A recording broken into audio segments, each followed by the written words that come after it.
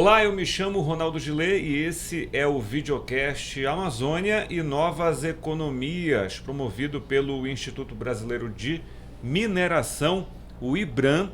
E no episódio de hoje nós temos aqui Hugo Barreto, que é diretor do Clima, Natureza e Investimentos Culturais da Vale. Seja bem-vindo, Hugo. A gente vive essa efervescência do pré-COP, a COP já às portas, né, com grandes eventos sendo realizados, e a Vale ela é protagonista nesse processo, né, de firmar a mineração como uma parceira do que a gente pode entender como as macroações em prol da sustentabilidade que a gente tanto quer nesse momento que a gente está vivendo. Seja bem-vindo mais uma vez. Muito obrigado, Ronaldo, a todos que estão aqui nos assistindo, nos ouvindo.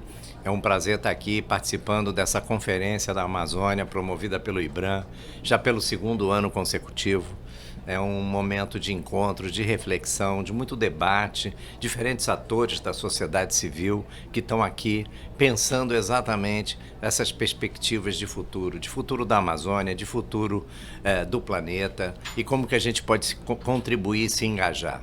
E a Vale, né, como um ator relevante da iniciativa privada brasileira e global, ela está muito comprometida com essa agenda, não apenas apoiando a própria realização da conferência, mas também muito envolvida com todas as discussões que dizem respeito a clima, à natureza, a uma perspectiva de uma vida digna para todos, né, dentro dos princípios de não deixar ninguém para trás da Unesco, preconizados pelas Nações Unidas.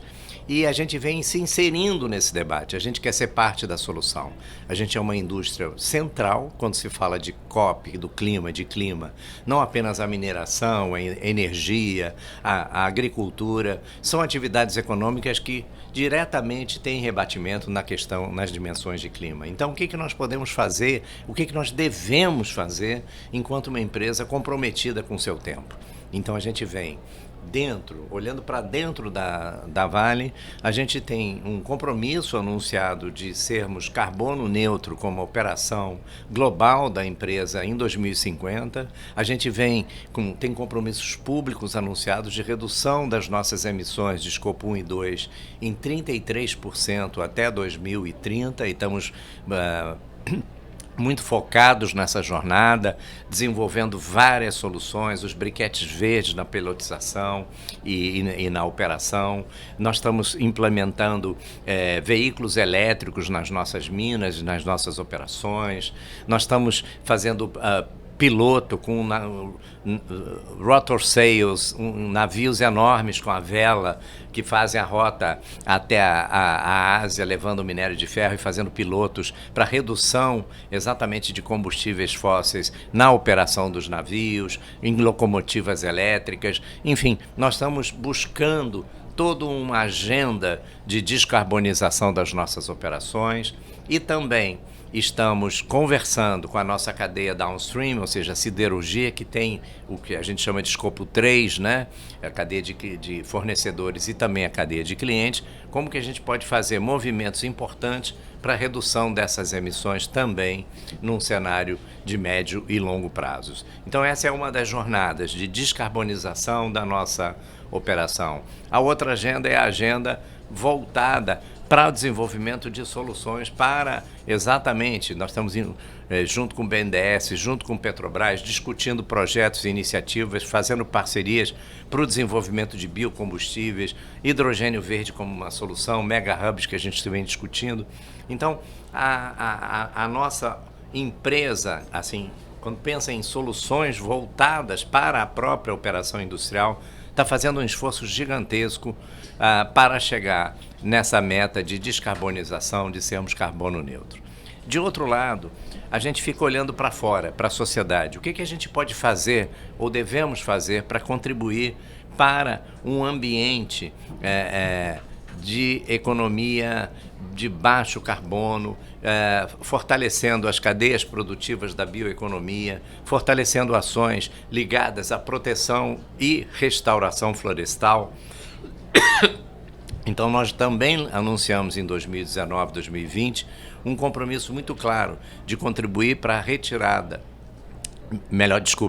de contribuir para a conservação e proteção de 400 mil hectares de florestas para além das nossas cercas e de restauração e recuperação florestal de 100 mil hectares. Nós estamos numa jornada intensa, mobilizados através do Fundo Vale, articulando muitas parcerias. Já temos 38% dessa meta atingida em 2020, até agora ao final de 2024, e estamos avançando muito. E aí, num trabalho em rede, em parceria, são mais de 300 iniciativas, muitas delas em grande parte, inclusive no bioma amazônico, a gente fomentando esse ecossistema da sociobioeconomia através de iniciativas. A Belterra, por exemplo, aqui no Pará, que o Valmir Ortega lidera e que vem trabalhando uma cadeia de pequenos e micro e pequenos produtores rurais em sistemas agroflorestais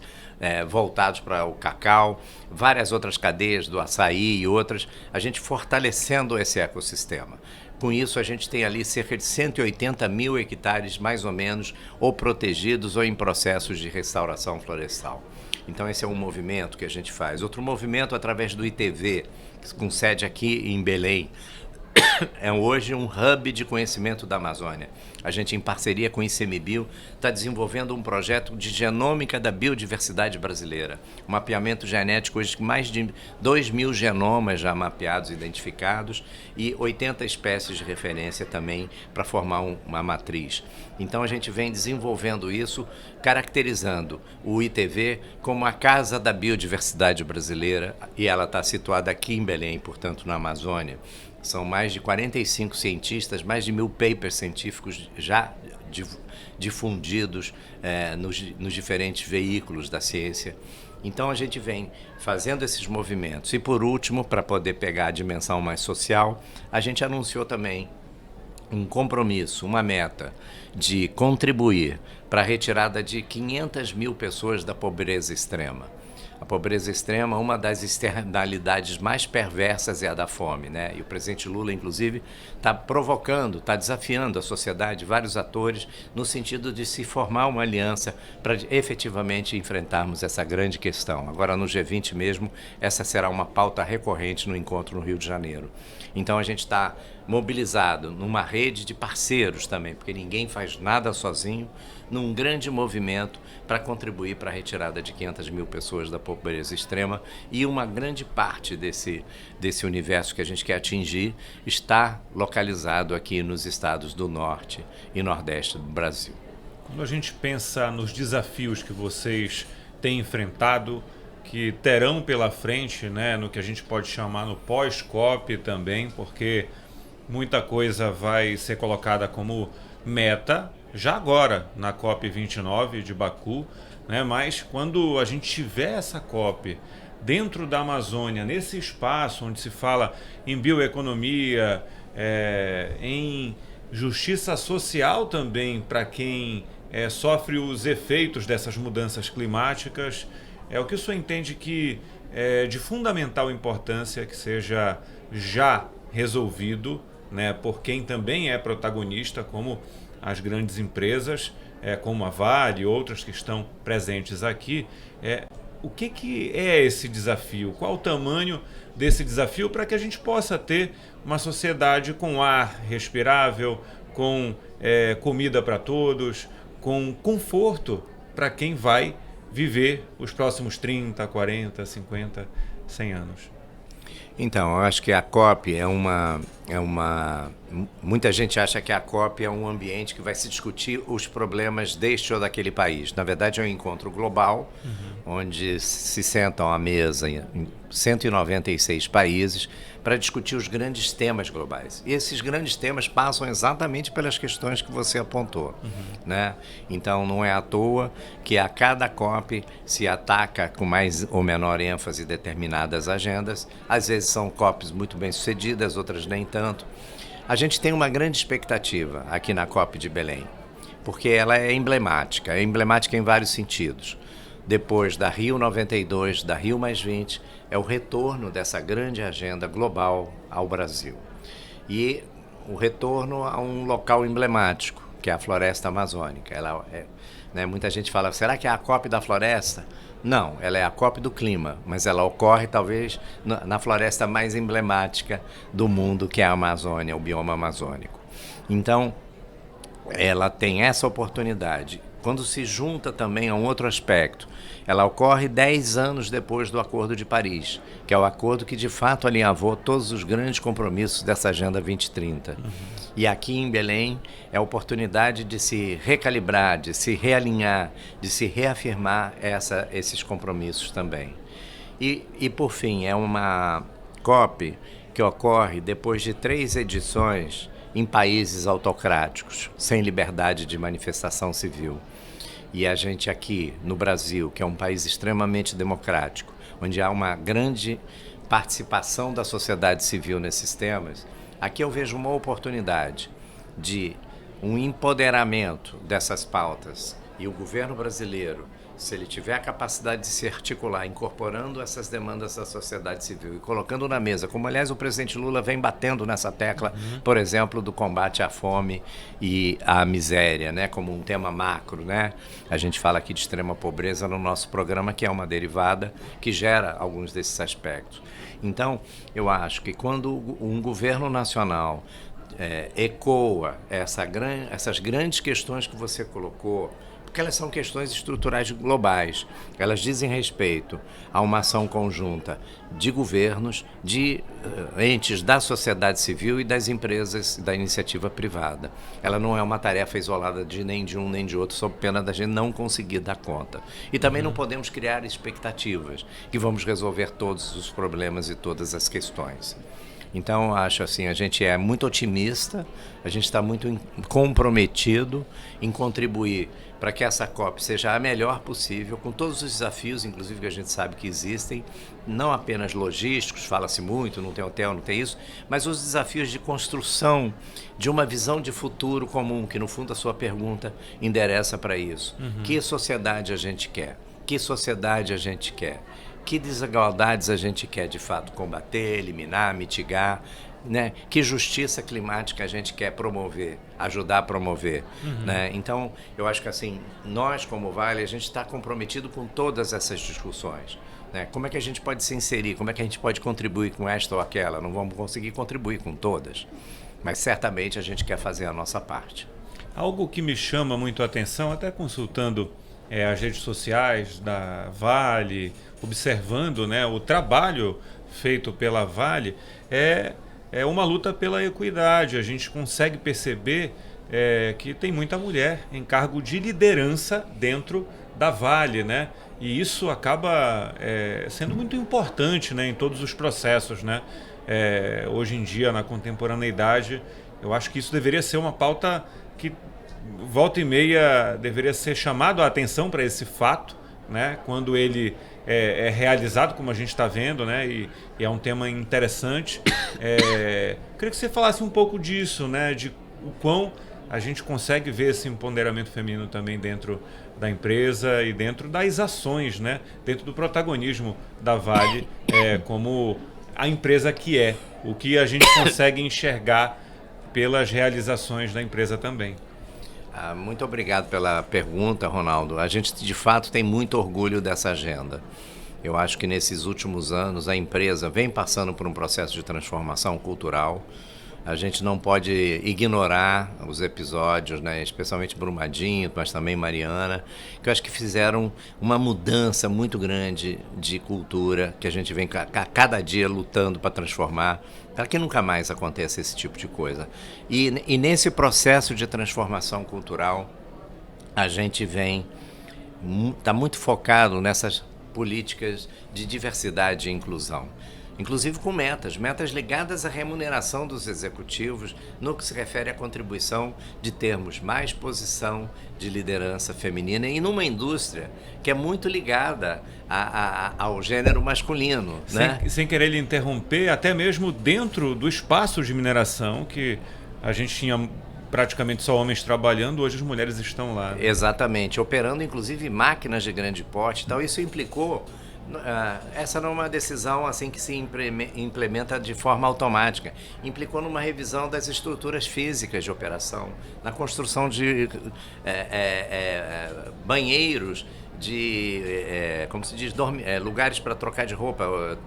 Vestiários, vestiários, né? Femininos que não haviam, uniformes femininos, porque não é simplesmente usa o mesmo uniforme, enfim, nos casos em que a pessoa, até para uma proteção, tem que usar uniformes apropriados, EPIs, tem que desenvolver toda uma linha voltada para isso. Uma política também de inclusão de afrodescendentes, de negros, enfim, nas posições de liderança, que também é uma outra questão também de um certo racismo estrutural que se traduz na ausência de negros em posição de lideranças em grandes empresas. Isso também tem uma meta, e uma meta que está ligada à remuneração dos executivos, ela é ser perseguida.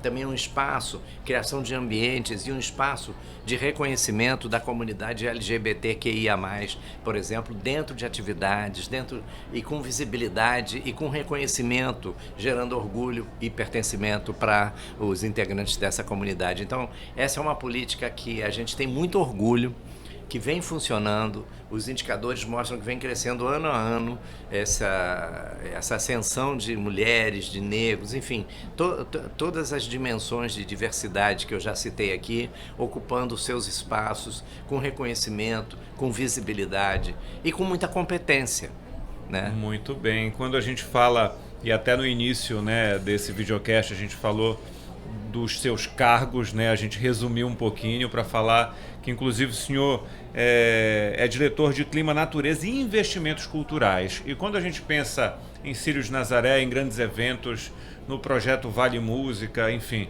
a gente tem a Vale presente, de alguma maneira ela se faz presente dentro da construção cultural das comunidades, né? E o quão é importante essa participação dessas comunidades para as decisões que a Vale tem tomado também. O olhar de quem não faz parte ou faz parte apenas indiretamente dos processos, ele tem que peso para a Vale hoje?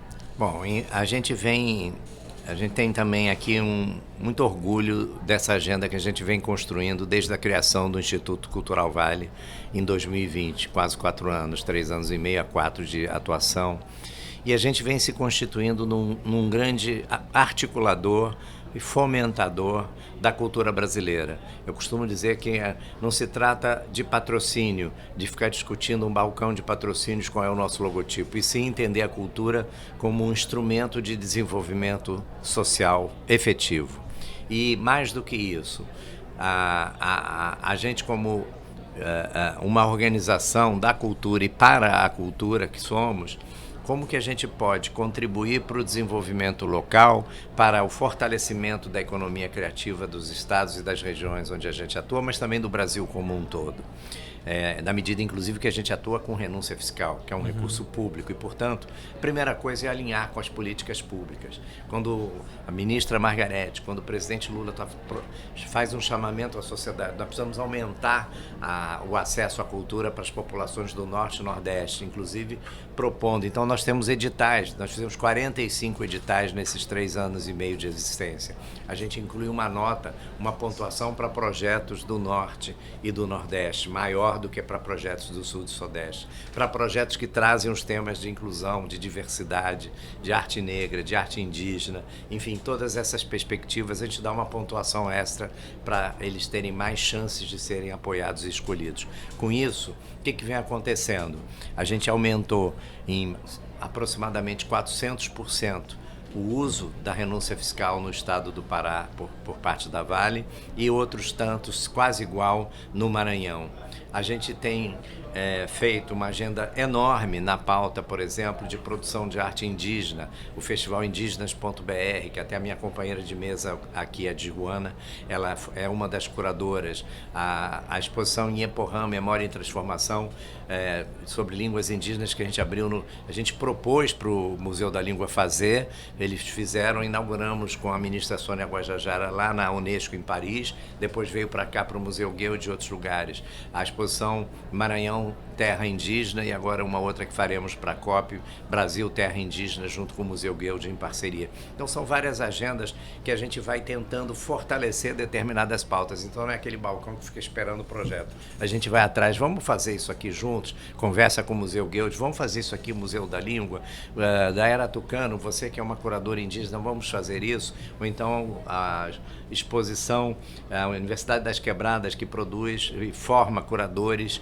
de arte preta e assim por diante, arte das periferias. Então a gente está muito engajado em dar visibilidade a essa produção cultural que às vezes está fora do mainstream, né? Sem prejuízo de também apoiar projetos de relevância como o Museu Nacional depois do incêndio, como a recuperação do acervo da Cinemateca Brasileira, como o Inhotim, como outros projetos de grande porte, mas sempre procurando calibrar e provocar encontros e circulação. Aqui em Belém a gente apoia o Vale Música, pelo qual já passaram mais de 5.000 alunos e jovens e músicos formados lá.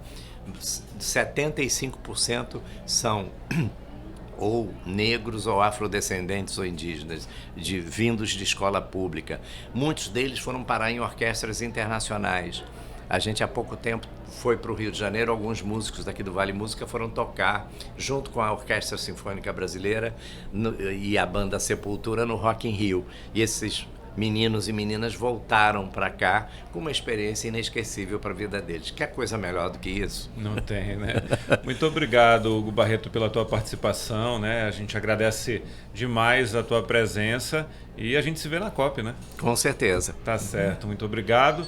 Então, o videocast Amazônia e Novas Economias fica por aqui e a gente se vê no próximo episódio. Até a próxima.